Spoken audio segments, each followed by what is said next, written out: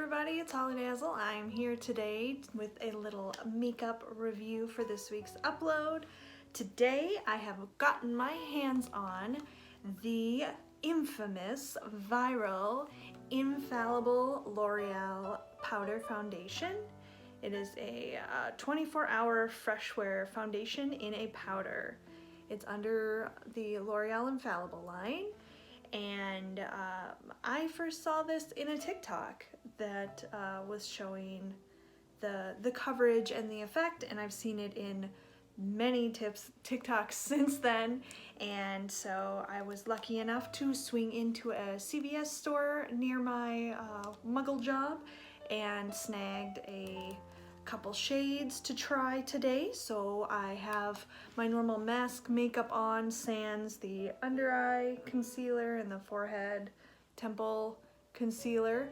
If you wanted to see my mask makeup routine, I will put a link in the description box to that video that I put up on my channel, I think in October. And it really hasn't changed much since then. I just do makeup from kind of my under eyes up, because there's just no point with it under the mask. So I got two shades, the two lightest shades, of course.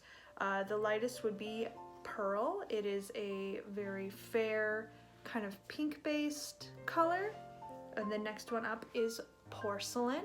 Porcelain has a little bit more gold tones. You can see it pretty well, even when I hold them up here, that this one is definitely more pink and this one is more yellow. But before we get into that, I wanted to talk a little bit about the ingredients that I see on the back of the package. So I'll try to put up a screenshot of those ingredients so you can follow along with me. The first ingredient I see is talc, which is not very surprising, but kind of disappointing. I'm not a huge fan of talc. I actually just started using face powder, again, a setting powder that is a cornstarch base instead of a talc, because I felt like the talc paste powders were kind of doing my skin dirty and making me look dry and making me feel dry. When I worked for Bare Minerals for several years and was a pretty dedicated user of their product, none of their products have talc in them, and I kind of became a fan of that. But a lot of eyeshadow is talc based. It's very cheap, it's very readily available, it's a very common ingredient, and not a lot of people are allergic to it. It is not a safe ingredient to inhale, but that's why baby powder is made out of cornstarch now, because they found that talc is a lung irritant. So the second ingredient is zinc. That is where the coverage is coming from this. So I had suspected that when I saw the videos of this going onto people's skin, that it had some sort of a mineral based coverage ingredient. Zinc is very opaque. It is, when you think of the old fashioned white sunscreen that like lifeguards used to wear, that's zinc. They make micronized zinc now that's not white, so it's not opaque like that, but it tends to be a really white ingredient. I would wonder what the flashback on this is gonna be like. It doesn't list that it is rated as a sunscreen, but I would imagine that they probably just didn't test for sunscreen capability in this, but I would wager to guess that this is a pretty powerful sunscreen. At the same time, they just didn't go through the testing that is required to be able to put an SPF label on your products. Is very stringent because it's run by the FDA. Dimethicone, there's some cornstarch. Dimethicone is like a slip agent. Cornstarch, carboxylic triglycerides, silica, all those things are like slippery. So those are the ingredients that are gonna blend and smooth and blur. Blur was a word I heard a lot in people's reviews of this on TikTok, was how it was like pore blurring and it blurred my imperfections and this and that.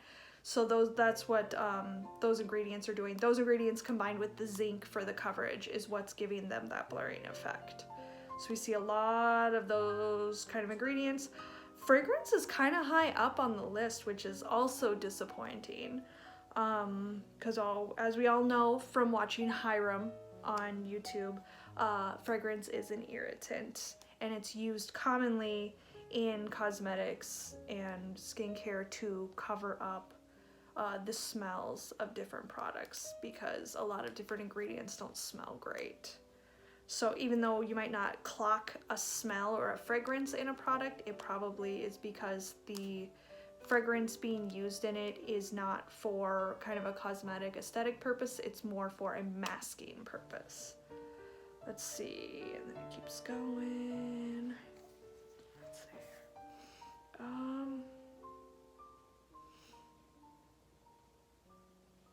Yeah, and then we've got, there's a little vitamin E in it, and some fatty alcohols that are preservatives. And then the colors for it are, there's a mix of, it looks like iron oxides and synthetic dyes. So this is kind of a hybrid of a mineral foundation and a traditional foundation. I just popped it open. I do like, you've got your compact that opens up nicely. It's a nice lightweight plastic compact, and you've got the little trapdoor tray underneath for the sponge. And I think we'll do half my face in a sponge, and then I'll try with a brush on the other half just to see the effect. But the first thing I'm gonna do is get both of these open, and I'm gonna do a little patch test to check the shade to see which one I'm gonna go with. So I'm just gonna use this little concealer brush to grab a swatch. I feel like the pinker one might be a little bit too white, and this one is gonna be a little better of a match. I might actually like this to kind of brighten under the eyes the way that a liquid concealer that's a little bit paler than your skin can do, to kind of highlight. So maybe we'll play with it that way. We're gonna go in with Porcelain, the second lightest color. So like I said, I'm gonna go in with this little disposable makeup sponge. So I got some on there. Let's go in. Alright, right away I am seeing that coverage that I've seen in a lot of the videos, where it's that instantaneous opacity that it has. Doesn't feel dry. In person, it looks a little bit dry. Yeah, it kind of looks like freshly set liquid foundation. So you can see that difference.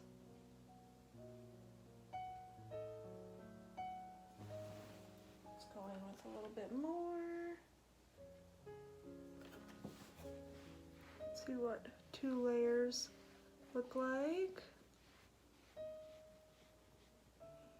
Yeah, it's got a light bit of fragrance in it. I can clock a little bit of that smell, but it's not overpowering or anything. I've definitely put some liquid foundations on that reek.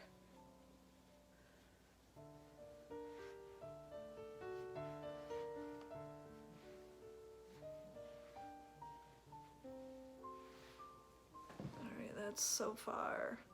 Yeah, I mean, that's really, really good coverage. Let's see what it feels like. And it feels nice too. Yeah, it kind of does remind me of, it reminds me a little bit of the matte formula of the loose Bare Minerals foundation. Because it's got that really flat effect. That was one thing, that I didn't notice in the formula here was any mica, which is like the sparkly mineral. Usually when you have like a shimmery eyeshadow, it has mica in it. So there wasn't any mica in this formula, so it is very matte. All right, I said I was gonna do, oh, let's do my forehead real quick. Let's do the forehead here. So yeah, that's half.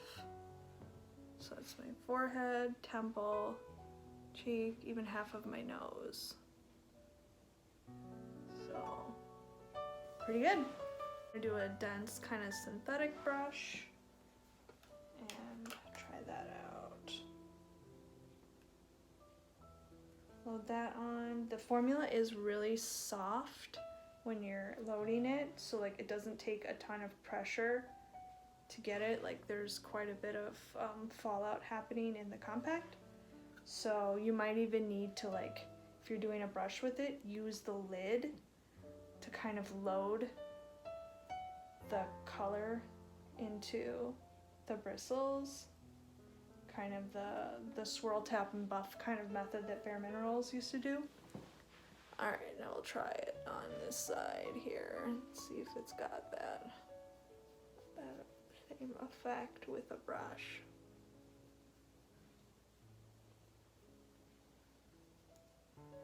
I would imagine you could probably use your beauty blender for this too. If you wanted to use a sponge that was just a little nicer and easier to wash and keep clean.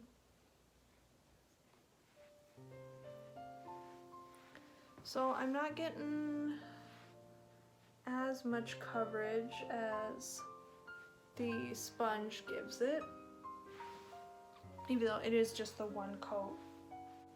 We'll do a second and see.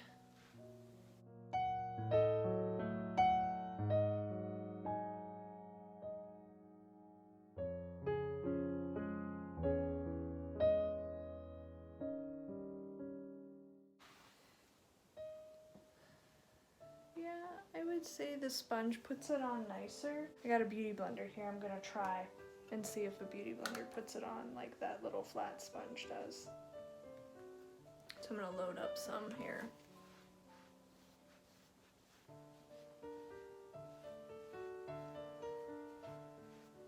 Oh, and this beauty blender is dry. Whoa. Getting some coverage on it now. Whoa.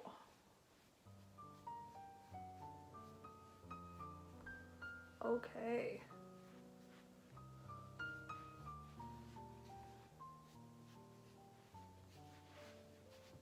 If you want to pump up the volume on that, wow. Dry beauty blender.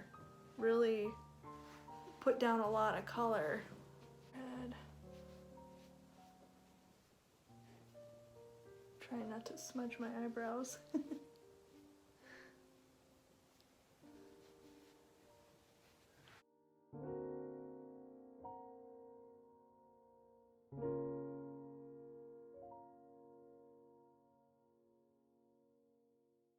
I mean, it's definitely got coverage. Try a little bit of this lighter color as a highlight under my eye and see what that does for me.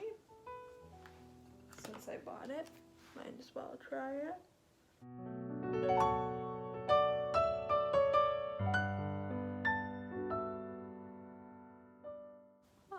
I don't know if that did anything really. Except just make me look more dry. Oof.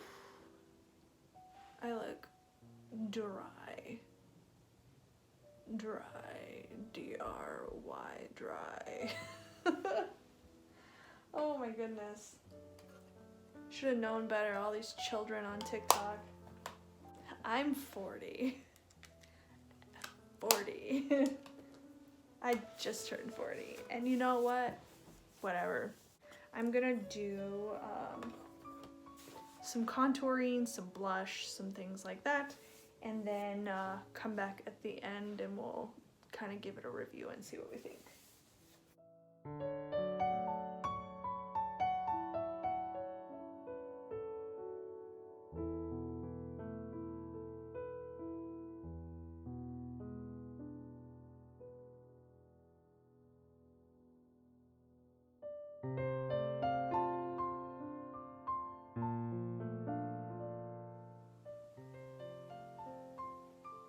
voila, all finished up. So, first impressions, it definitely delivers the coverage that the kind of viral content that I've seen covering it shows. I think it will be better for folks that are a little more oily. Overall, it's pretty good for first impressions. I'm gonna wear it through the evening and see how it goes, and I'll wear it as my under eye mask makeup tomorrow and going forward for a while, and just see how I like it that way as well. So that's it for me. If you noticed and loved my mirrors, I make these and sell these on my Etsy shop. This is featuring my flag, the Bi flag. Hello, I'm Bi. I just came out this year. It's kind of exciting for me. And I sell all sorts of varieties of these hand mirrors, and I'm also always down to make something custom special for you. So reach out if that is something that you're looking for. I love to put a little sparkle in everybody's life. Otherwise, I hope to see you again in the future, and hope you enjoyed this video, and comment below and tell me what you thought of the foundation. What was your experience? And I'll see you next time. Bye!